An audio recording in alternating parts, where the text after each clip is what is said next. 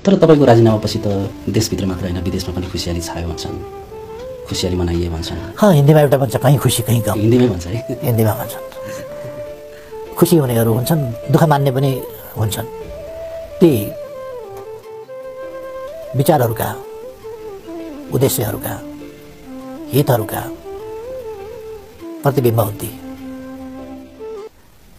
कतै खुसी कतै गम, त्यो कतै आनन्द कतै हर्ष कतै विस्माद कतै दुःख, त्यो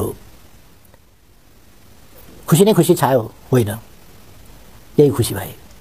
किन खुसी भए उनीहरू जान्दछन्। तपाईँलाई थाहा छैन? थाहा छ, तर त्यसमा मैले समय खर्च गरिरहनु आवश्यक छैन। जो खुसी प्रकट हुन्छ कतै कतै त्यसलाई। तर यसभित्र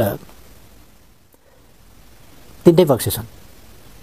कुन कतिवटा पक्ष? तिनवटा पक्ष के? तिनवटा पक्ष, एउटा खुसीको पक्ष, अर्को दुःखको पक्ष, दुःखी हुने पनि छन्। अर्कातिर सबैलाई त्यही वास्ता हुन्छ, सबै त्यसैमा के हाँस्ने के रुने नै गर्छ भन्न सकिँदैन।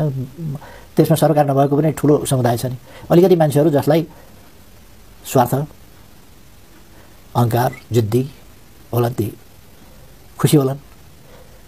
जो अलिकति देशका निम्ति, मानव जातिको उन्नति प्रगतिका निम्ति, समृद्धि र सुखका निम्ति सोच्ने होला त्यसलाई दुःख पनि होला।